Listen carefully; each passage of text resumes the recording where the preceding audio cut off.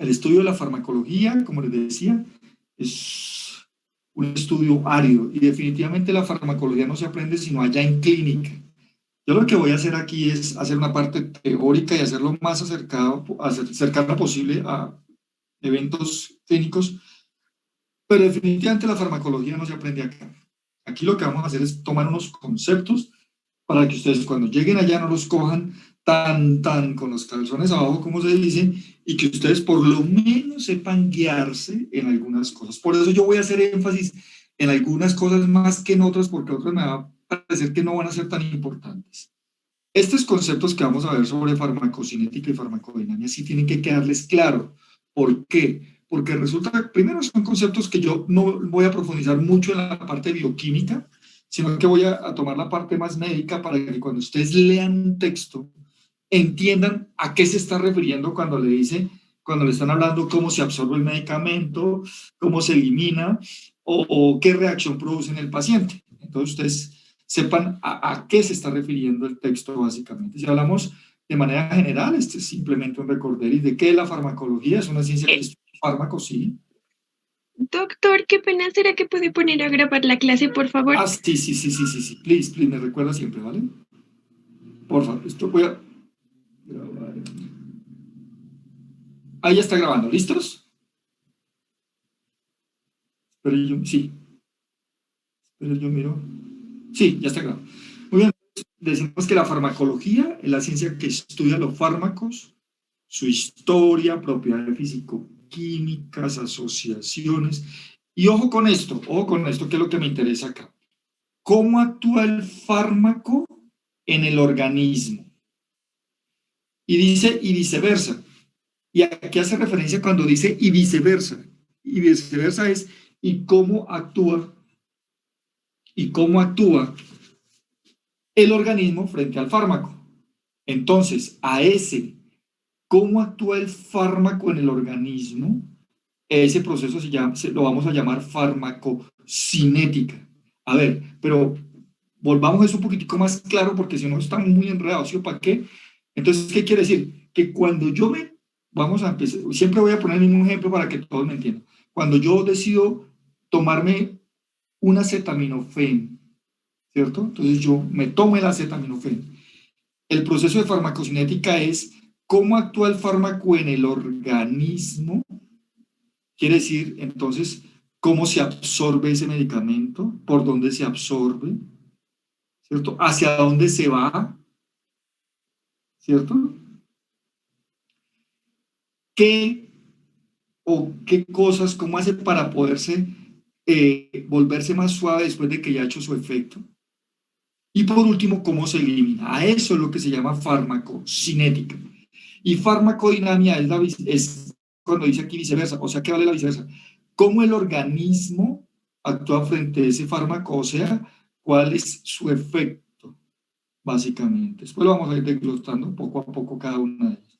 ¿Qué es un fármaco? Ojo con esto. Sustancia cuyo uso se realiza con el objetivo de ¿qué? Ojo, prevenir, tratar o incluso diagnosticar. Quiere decir que yo no siempre, cuando me tomo un fármaco, estoy buscando un tratamiento. ¿Sí me entienden? También estoy buscando, por ejemplo, prevenir. Un ejemplo clásico de prevenir, pues son las vacunas, y es un fármaco las vacunas. Tratar, por ejemplo, cuando me tomo el acetaminofén para el dolor de cabeza.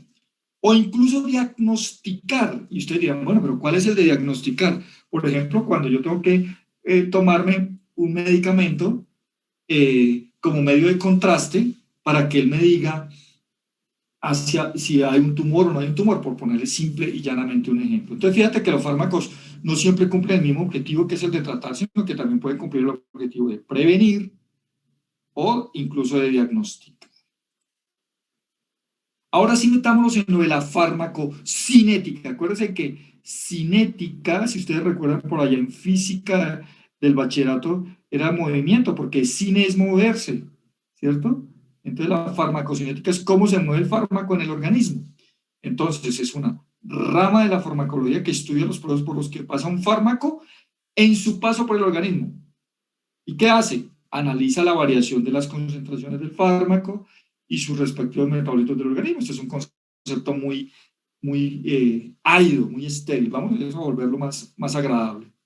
Entonces, además, estudia los procesos que conforman la disposición farmacológica, procesos que determinan la concentración del fármaco que llega a las moléculas efectoras. O sea, lo que él quiere mostrarme es cuál es el proceso para que un fármaco, después de que un paciente lo ingiere o se lo inyectan o se lo untan o lo que sea, termina llegando hacia donde tiene que llegar. Vamos a ver esos pasos. Entonces, en la disposición farmacológica podemos hablar de que la farmacocinética tiene unos pasos como la absorción, distribución, metabolismo, que también lo van a conocer en los textos, por favor, ténganlo en cuenta. En los textos de farmacología también lo van a hablar como biotransformación y la eliminación o excreción. Ojo, que estos, no siempre que yo ingiero un medicamento, hago los 4 pasos. Puede que me salte la absorción, o puede que me salte el metabolismo, o puede que me salte ellos dos. Pero por lo regular lo que sí siempre te voy a hacer es distribuir el medicamento y eliminarlo. Ahorita vamos a hablar de cada uno de ellos por aparte. Bien, las vías de administración de los fármacos, y cuando yo hablo de vías de administración, entonces vamos a hacer un taller entre todos, y esto lo voy a volver a decir. Entonces, la vía de administración es el sitio por donde yo voy a administrar el fármaco para que éste se absorba. Hay distintas. ¿Y por qué están determinadas esas vías de administración? Uno, por las cualidades del fármaco, o sea, qué tan soluble puede ser en agua o en lípidos ese fármaco, si tiene mayor o menor tendencia a ionizarse. Todo esto hará que yo disponga de ese medicamento en distintas vías, ¿cierto? No es lo mismo un medicamento en champú que un medicamento inyectable intramuscular, que un medicamento tomado o que un medicamento en supositorio, por ejemplo, para colocarlo vía rectal. Totalmente distinto. Miren que las vías de administración cambian. ¿Y de qué dependen? Pues puede ser de las cualidades del fármaco. ¿Cuál debe ser el objetivo terapéutico? Que el inicio de acción sea lo más rápido posible, o que el suministro sea prolongado, o la acción sistémica, o la acción puede ser o sistémica o local. Entonces, dependiendo de este objetivo terapéutico, así será determinada la vía de administración. Si yo quiero un medicamento que su inicio sea rápido, pues yo no se lo voy a dar tomado al paciente, porque aquí a que pase por el estómago, por el intestino, se absorba, pase a la sangre, llegue. ¿Sí me entiende? Si yo tengo un medicamento, si yo necesito un medicamento de inicio rápido, pues seguramente lo voy a inyectar. O si es de suministro prolongado, pues yo no lo voy a estar inyectando todos los días al pobre paciente, ¿cierto? A menos que sea hormona de crecimiento o insulina, que ya veremos por qué la insulina sí toca que ser así inyectada cuando hablemos de medicamentos para la diabetes, ¿verdad? Entonces, en este caso, pues seguramente era tomado.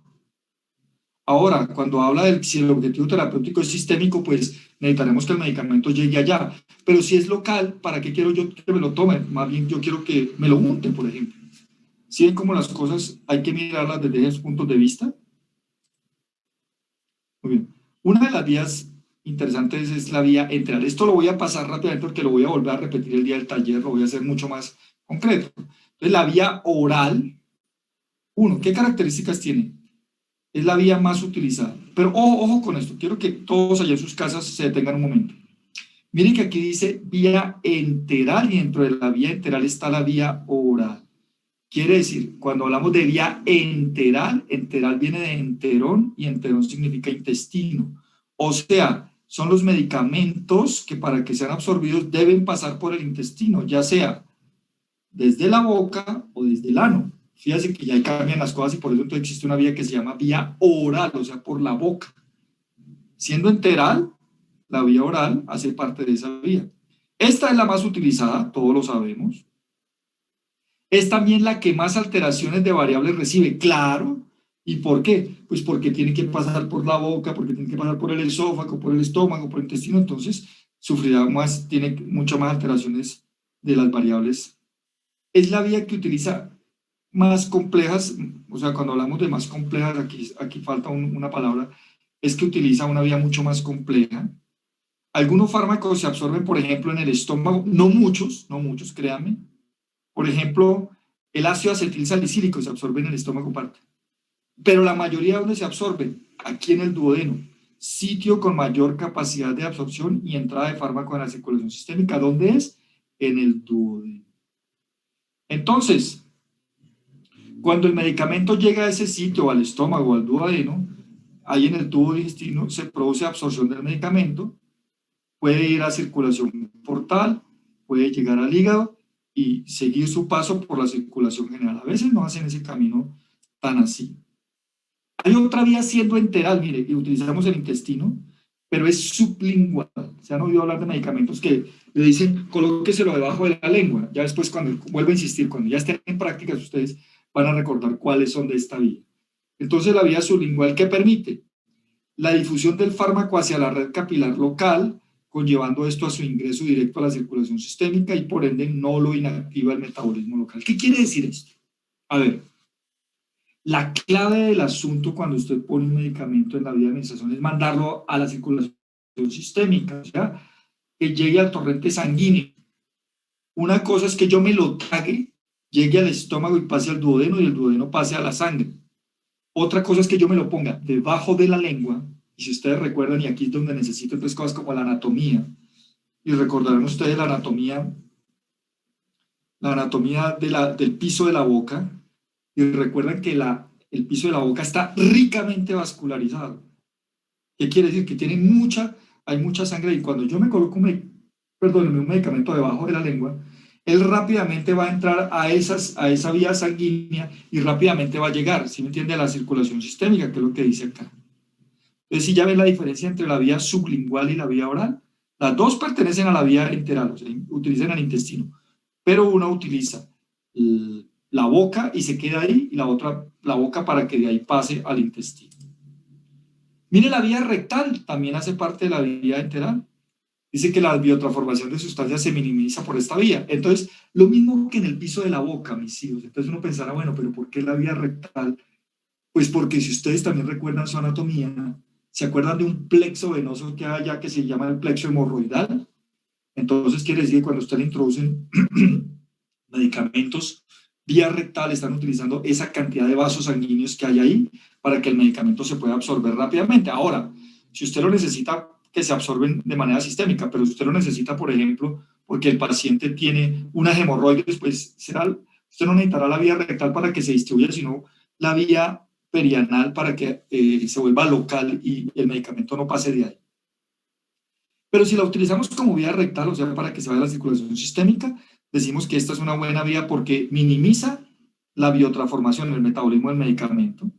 Dice que puesto que el 50% de la circulación de la zona rectal no va a la circulación portal, no se afecta por el pH gástrico, miren, ni por acción enzimática de las enzimas del intestino.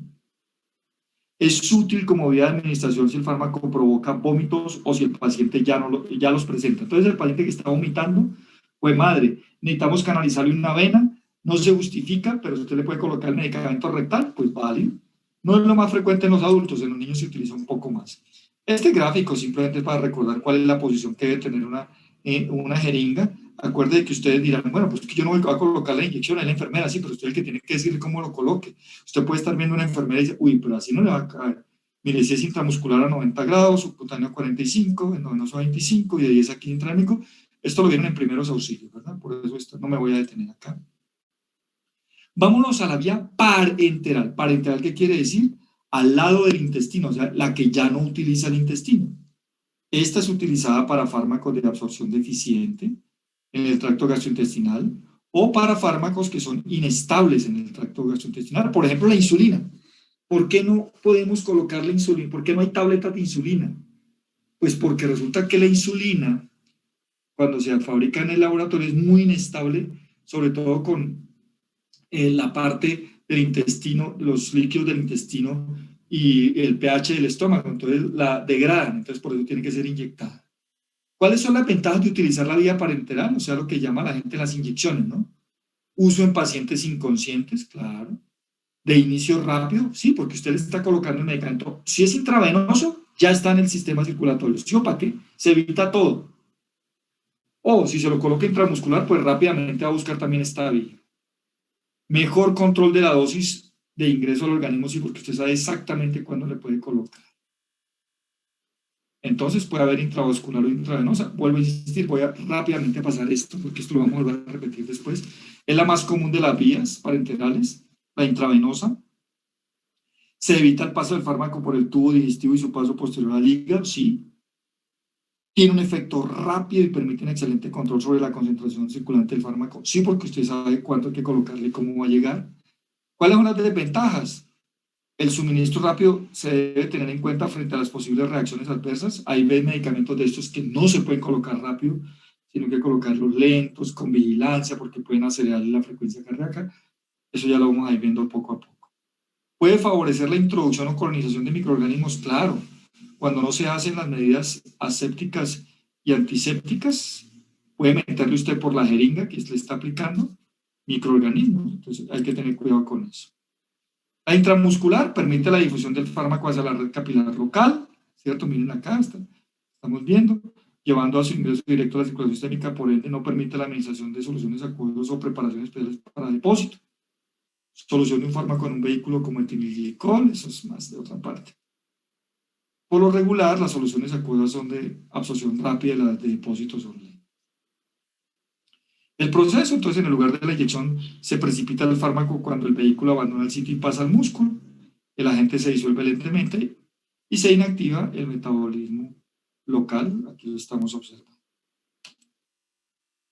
La subcutánea requiere la absorción del fármaco, el efecto logrado es más tardíamente que el intravenoso, se minimizan los riesgos relacionados con cuando se coloca intravenoso, se pueden combinar dosis mínimas, por ejemplo, de adrenalina.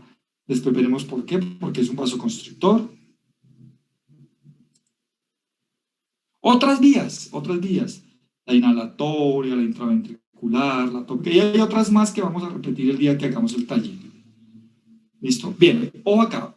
Entonces estamos en farmacocinética y dijimos, repitamos todos allá en la casa, porfa.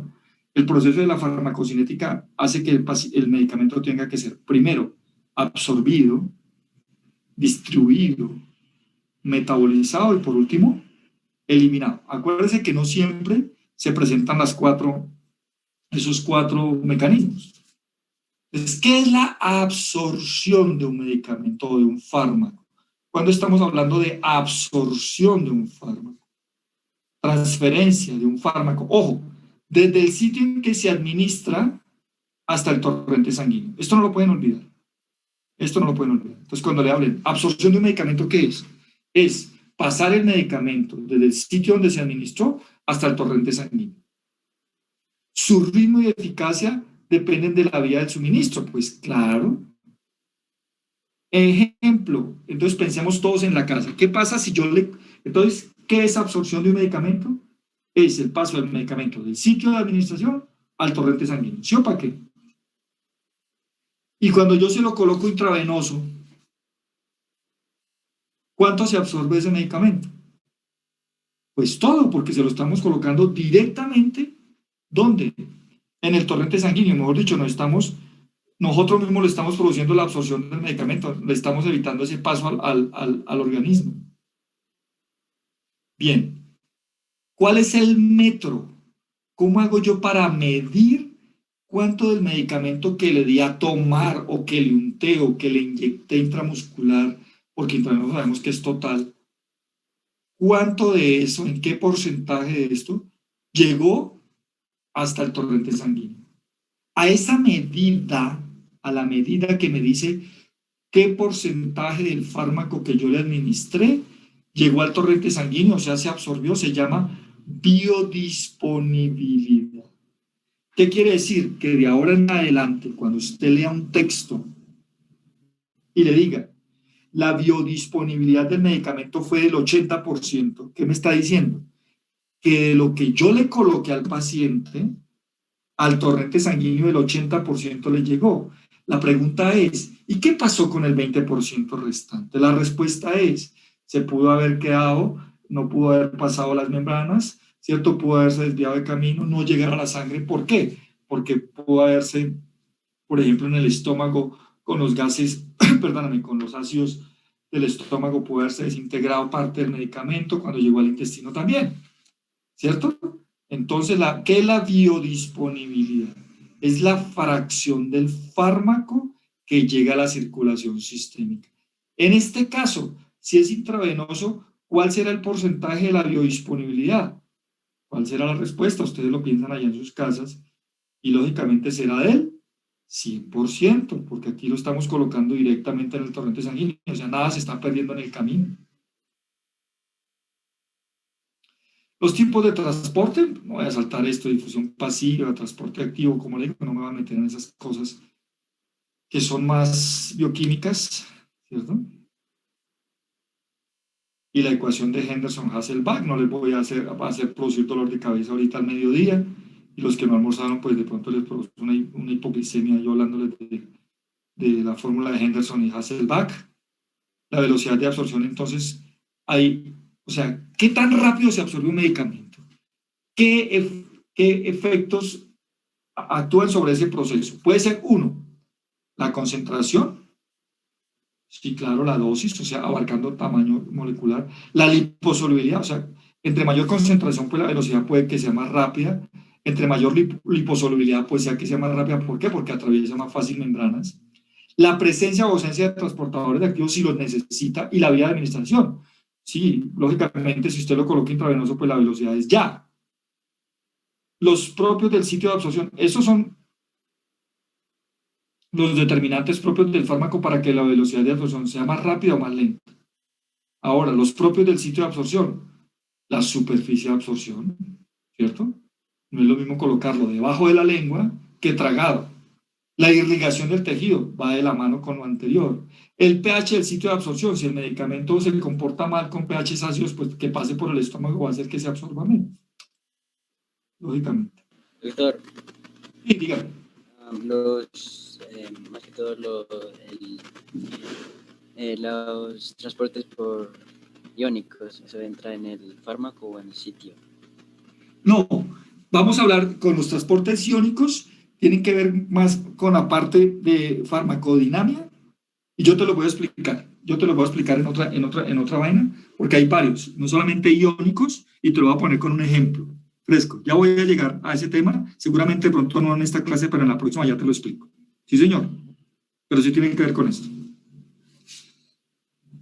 Porque tengo que explicarles, a veces hay receptores iónicos, y entonces te lo tengo que explicar despacito. La biodisponibilidad, entonces, ya sabemos que es la fracción del fármaco que se administra y que llega a la circulación, ya lo sabemos. Este es un ejemplo chimbo ahí.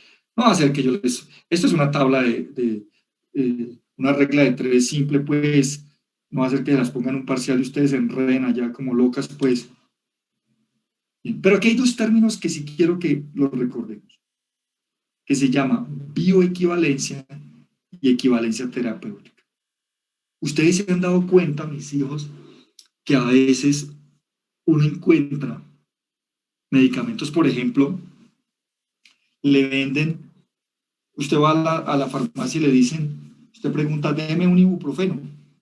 Entonces le dicen, ¿lo quiere genérico o lo quiere de marca? Entonces dice usted, el genérico, ¿cuánto cuesta? Entonces 1.000 pesos. Y el de marca, pues cuesta 5.000. Esto fue más la diferencia. Entonces la pregunta es, ¿en qué se diferencia uno del otro? Bien, entonces la bioequivalencia habla de esto. Se consideran bioequivalencias dos fármacos como bioequivalentes si su biodisponibilidad y su tiempo para alcanzar la concentración máxima en la sangre son similares. Pero, ¿qué deben tener esos fármacos para ser bioequivalentes? Son fármacos con la misma presentación, el mismo principio activo y en la misma dosis, que tengan esto, una biodisponibilidad y un tiempo para alcanzar la concentración máxima similares. Entonces, cuando usted está comprando un ibuprofeno, ¿cierto? Y por ejemplo un Motrin que es de marca. ¿Por qué la diferencia de precios? Porque seguramente el del Motrin tiene o excipientes especiales o además fue el que primero fabricó, el que sacó la molécula. Los medicamentos, después de que salen al mercado, cada laboratorio tiene una protección de su propiedad intelectual. Entonces, cuando sale el medicamento al mercado, él tiene derecho a venderlo durante, depende del país donde esté, durante 10, hay países de 15 o de 20 años, donde solamente el que sacó la molécula original puede venderlo. Tiene la exclusividad y puede venderlo al precio que se le dé la gana. Pues, lógicamente, hay unos controles internos en el país y todo eso. ¿Sí me entienden? Cuando ya pasaron, por ejemplo, los 10 años, ¿qué pasa? El laboratorio tiene que entregar la fórmula a todo el mundo, a la Organización Mundial de la Salud. Entonces ya todo el mundo conoce cuál es la fórmula y ya lo pueden volver a hacer. Con los principios, el principio activo no puede cambiar, lógicamente, y ya los excipientes cada quien verá cómo los hace. ¿Qué son los excipientes?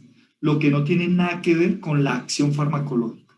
Por ejemplo, el colorante, el saborizante, ¿cierto? Para que sepa mejor, para que se conserve mejor. Entonces, ¿quién invirtió más plata? ¿El que fabricó la molécula o el que se la copió? Pues lógicamente el que fabricó la molécula, el que hizo los estudios de 2 años, 3 años. Ustedes, ahora con el advenimiento de la vacuna, pues ya todo el mundo habla de fase 1, fase 2, fase 3. Recuerda que son 2 fases, una preclínica en animales y una clínica en humanos. ¿Y cuánto dura? Depende. Depende de la investigación. ¿Cuánto se gasta el laboratorio? Uy, el laboratorio puede gastar la plata que quiera hasta conseguir los efectos que se pueden para poder salir al mercado. Pero si ustedes esperó 10 años a copiarse la fórmula, pues usted ya no necesita nada. Es copiarse la fórmula y seguramente el principio activo cuesta nada. Por eso usted encuentra ibuprofenos a 1.000 pesos y ibuprofenos a 5.000 pesos. Porque unos fueron hechos por el laboratorio que lo fabricó y otros por el que se lo copió. Pero ¿qué deben tener? Bioequivalencias para poder salir al mercado. Eso está vigilado por los estados, en Colombia por el INVIMA.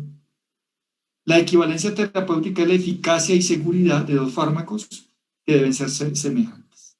Entonces, para que un fármaco salga al mercado con el principio activo, ¿cierto? Un laboratorio tiene que tener bioequivalencia y equivalencia terapéutica con el original. O si no, no lo pueden dejar salir al mercado. Muy bien. ¿Qué factores modifican la biodisponibilidad? Haciendo que la mayor cantidad de medicamento llegue o que llegue muy poquito al torrente sanguíneo. Una cosa que se llama el metabolismo hepático de primer paso o fenómeno del primer paso, lo van a encontrar en otros libros. ¿Qué es el fenómeno de primer paso? Cuando un medicamento, en lugar de irse al torrente sanguíneo después de pasar por el estómago y el intestino, se va a la circulación portal, llega al hígado y en el hígado se comienza ya a metabolizar antes de haber producido su efecto. Cuando se absorbe en el tubo digestivo, pasa a la circulación portal antes de llegar a la circulación sistémica. ¿Cuál es el lío? Que el hígado comienza ya a degradar. Entonces ustedes dirán, bueno, pero entonces ¿para qué me sirve un medicamento? No, ya los laboratorios hay medicamentos que sufren fenómeno de primer paso o metabolismo hepático de primer paso también se llama, pero eso ya está determinado cuando hicieron los estudios antes de salir al mercado. Entonces es normal. ¿Qué otros factores pueden modificar esa biodisponibilidad? La solubilidad del fármaco. ¿Sí? Un fármaco, para que sea absorbido más fácilmente, ha de ser relativamente hidrofóbico. ¿Por qué hidrofóbico? Porque recuerden que las membranas son hidrofóbicas, son liposolubles, conservando ese sí un grado de solubilidad en soluciones acuosas cuando se necesita. ¿Qué otro factor hará que la biodisponibilidad sea mayor o menor? La inestabilidad química, o sea, la propiedad físico-química del medicamento, ya lo hablamos de la insulina, dice que no resiste las enzimas del tubo digestivo, por lo tanto, tiene que ser inyectado. O sea, si un paciente toma un poquito de insulina de esas que vienen para inyectar, no le va a pasar nada porque lo va a destruir los jugos gástricos y el intestino. Bien, ese era el primer paso de la farmacocinética que se llama absorción. El segundo paso se llama distribución del fármaco. Distribución del fármaco. Entonces, vayan pensando, me tomé el medicamento, lo pasé por el estómago, lo pasé por el intestino y ya lo llevé a la sangre. Se absorbió del intestino a la sangre. Ese es el primer paso y a eso se le llama absorción. ¿Cuál es el segundo paso? Se llama distribución del fármaco. ¿Qué es distribuir el fármaco? Proceso por el cual un compuesto deja de forma reversible, o sea que va a regresar, puede volver a regresar, el torrente sanguíneo y entra al tejido intersticial, o sea, al LEC o a las células de los tejidos. ¿De qué depende esa distribución del fármaco? Del flujo sanguíneo, de que puede escaparse, o sea, la permeabilidad capilar que pueda salirse de la sangre y meterse a las células. Aquí habla de la estructura capilar que se refiere a la porción de la membrana basal que deja expuesta las uniones oclusivas entre las células endoteliales. Esta es la naturaleza química del fármaco, entonces la relación con la capacidad para cruzar diferentes. Entonces, todos estos son factores que influyen en esta distribución. Uno, la estructura capilar. Dos, la naturaleza química del fármaco. Dice que el factor más importante, entonces, los fármacos hidrofóbicos pueden pasar fácilmente por el flujo y salir del flujo sanguíneo y llegar a las células. En cambio, los hidrofílicos no penetran con facilidad a la membrana celular. Acuérdense que estamos saliendo de la sangre y queremos meternos ahora en las células. Si usted es hidrofílico, pues lo hace con dificultad, ¿verdad? Entonces existen distintos compartimentos farmacológicos. No me voy a detener en esto. Esto es más bioquímico y no los quiero enredar. ¿Cierto? Aquí me voy a saltar esta vaina de los modelos compartimentales. Pero sí, aquí viene una cosa que dice así, no me la puedo saltar. Y es cómo se distribuye ese fármaco cuando llega, o qué cosa importante o con qué cosa se puede encontrar el fármaco. Entonces, el fármaco cuando está en la sangre puede unirse a proteínas del plasma. ¿Cuál es el lío? Que las proteínas del plasma atrapan el medicamento y no lo sueltan fácil para que él se vaya a las células. Entonces, ustedes van a leer en los libros, la unión a proteínas de este fármaco es del 95%. ¿Qué quiere decir? Que de ese fármaco que ya absorbimos, se agarra ahí en la sangre con las proteínas del plasma, casi todo el medicamento. Pero ojo, y usted se pregunta, bueno, ¿y eso qué? ¿Y a mí qué importancia tiene? Pues porque la porción que actúa o la que puede salir fácilmente es la que se suelta de las proteínas y llega a las células, o sea, lo que se llama fracción libre. Quiere decir entonces que cuando el fármaco llega a la sangre, una parte se pega a las proteínas y otra queda libre que se va a ir fácilmente. La pregunta es, ¿y esa unión fármaco-proteína es tan fuerte que nunca lo suelta? No, lo que pasa es que lo va soltando más lentamente. Lo va soltando más lentamente. Por eso dice aquí, se presenta una unión reversible de los fármacos a las proteínas plasmáticas. Se llama captura cuando no puede difundir más, produce enlentecimiento de la salida del compartimento vascular, es lo que le estaba diciendo. Esa unión puede ser relativamente selectiva, ocurre en sitios de la proteína donde hay habitualmente unión con compuestos endógenos. La albúmina es la proteína con mayor capacidad de unión a fármacos y puede constituir un reservorio, ahí se puede quedar acumulado el fármaco. Vuelvo a insistir, mis hijos, por eso se hacen las pruebas farmacológicas antes de que el medicamento salga al mercado. Todo esto ya se probó antes de que, no lo vamos a probar en los pacientes. Ya se demostró que el medicamento se lo va a tomar, va a llegar al torrente sanguíneo, se va a pegar a las proteínas plasmáticas, se va a demorar un tiempo mientras lo suelta y va haciendo su efecto. Todo eso ya está calculado y por eso es que le dicen a uno cuánto tiene que tomarse y cada cuánto se lo debe tomar, si es que es tomado. Entonces, competencia por los sitios de unión, competencias por sitios de unión disponibles. Pues hay fármacos clase 1, la dosis de un fármaco es menor que la capacidad de unión a la albúmina, entonces la proporción dosis-capacidad es baja, los sitios de unión son más abundantes en el fármaco disponible y la fracción del agente unido es alta. Y los dos, dosis que exceden el número de sitios disponibles. Para la unión, entonces la proporción dosis-capacidad es baja y la cantidad del fármaco libre es relativamente alta. ¿Qué quiere decir 1 y 2? Que en estos queda más fármaco libre y rápidamente, muy poquita proporción del medicamento se pega a la proteína y aquí mucho fármaco se pega a la proteína.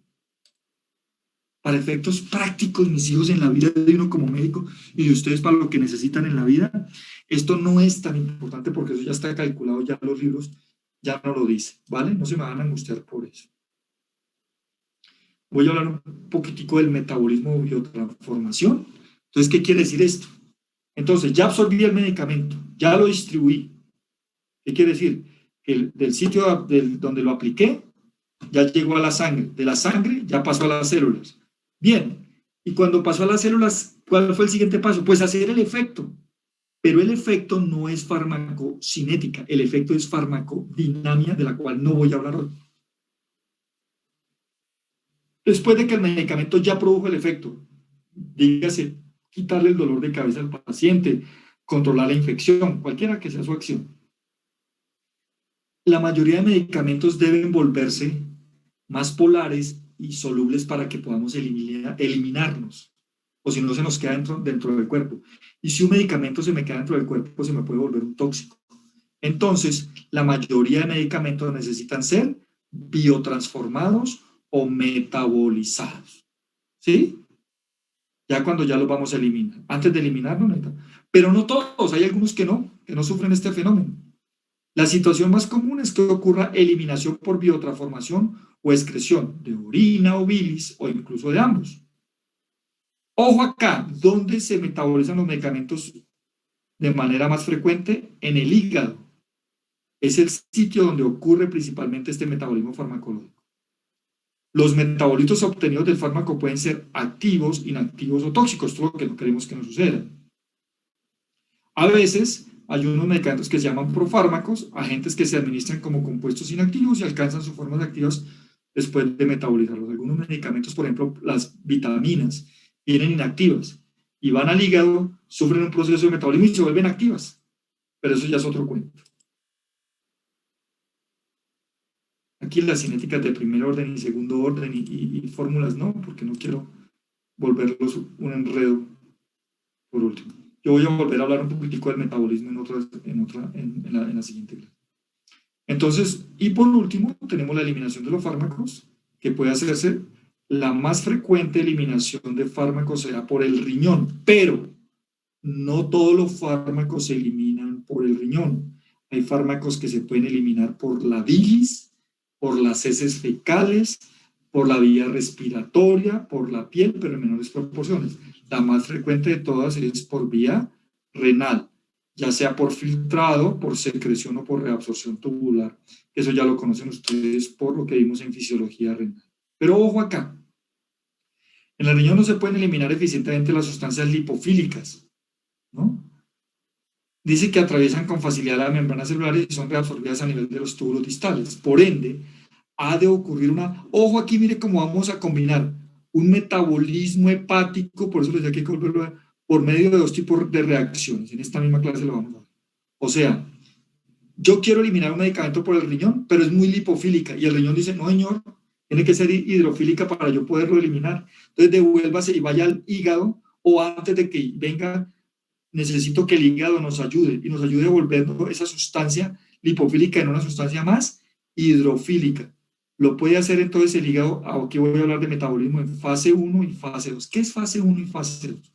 Fase 1 es convertir esa molécula que es lipofílica y que no la puedo eliminar por el riñón en una molécula mucho más polar, por lo cual se introduce o se expone un grupo funcional polar, no lo voy a, OH o NH2, no nos vamos a meter en eso, que eso es bioquímica, no me interesa.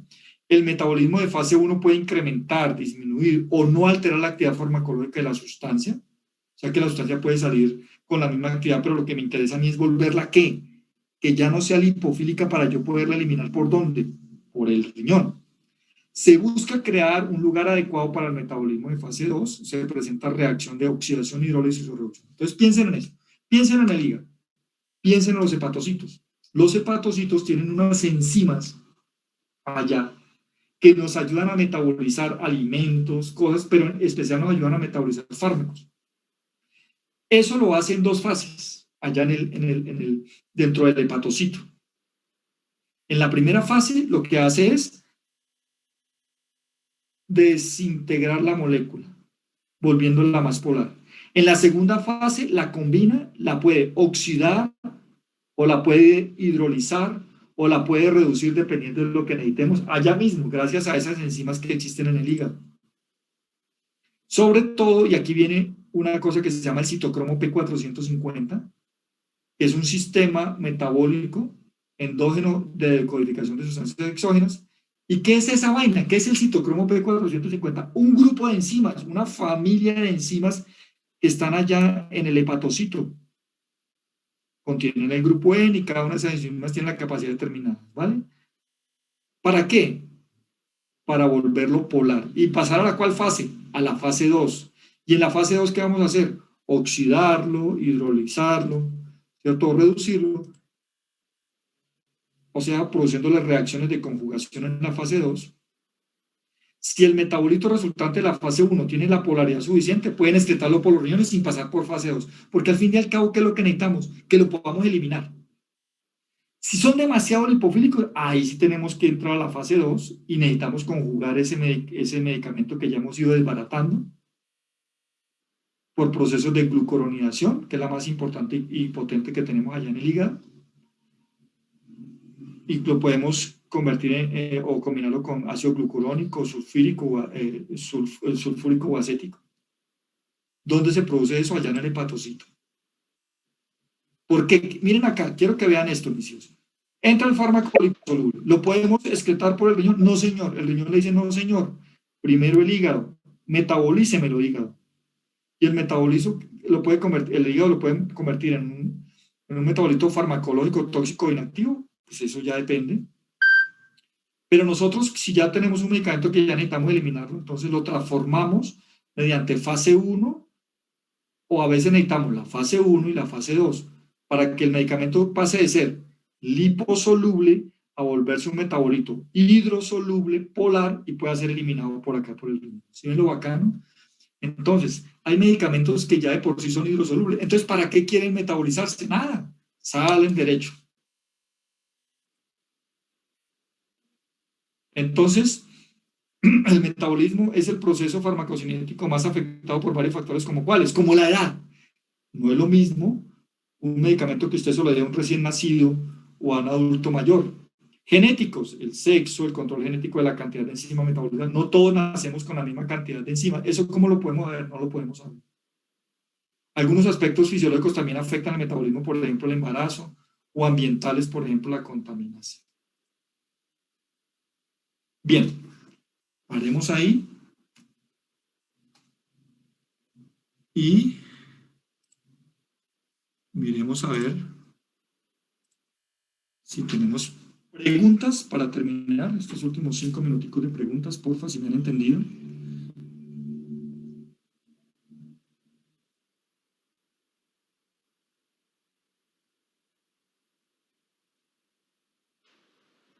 Doctor, o sea que la eliminación del fármaco, algunos irían solo a fase 1 y los que pues no los puedan eliminar o no se vuelvan hidrosolubles hasta eso, pasarían a la fase 2.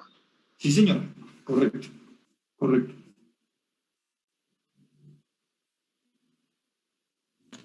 Doctor, ¿usted tomó el paso de la liberación junto con el de la absorción? No, lo que pasa es que no existe no existe como tal en farmacología la palabra liberación. En farmacocinética se habla de absorción.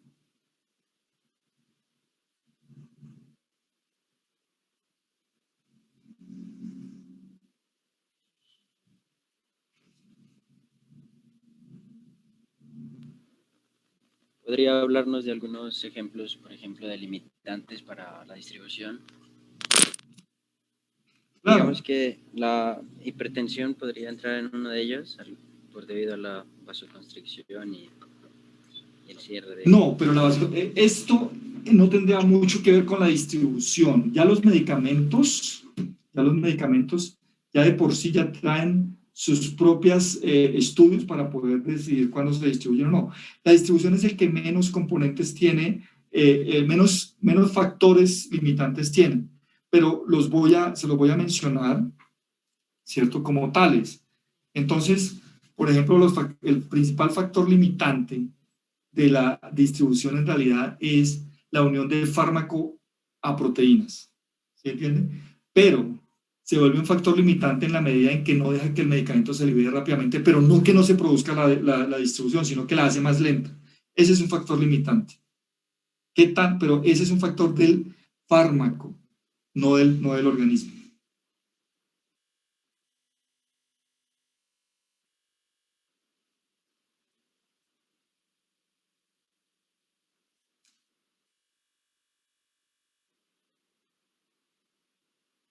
Bien.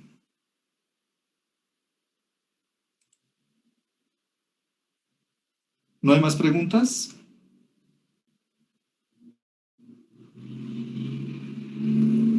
Bien, el viernes continuamos entonces. Quiero que el viernes tengamos, yo le voy a explicar la parte de farmacodinamia y le voy a explicar de una vez el taller. Ese día dejamos el taller, pero yo se lo voy a explicar bien, tranquilamente a todos. ¿Listos? Muy bien, si no hay más preguntas, entonces Doctor, veremos. ¿Sí? ¿será que podría enviarnos el cronograma? Es que yo ayer, la verdad, no alcancé a tomarle una foto como para ir leyendo los demás. Yo no se lo envié, no lo he enviado todavía. Pues no han enviado nada al grupo aún. No, doctor, a mí todavía no me ha llegado nada. Ya se lo envío yo ya se lo envío yo, ya se los envío. Sí, señor, ya se los envío. Más tardecito se los envío. Doctor, ¿y las clases también las puede enviar? Las clases. La clase, pues esta clase. Ya, déjeme, yo miro cómo está la plataforma, si la plataforma ya está habilitada, entonces ya la subo a la plataforma, si no hay ningún problema. Ah, bueno, muchas gracias. Bueno, listos. Hasta luego. Bueno, chao a todos, nos vemos, gracias. Gracias, profe, hasta luego.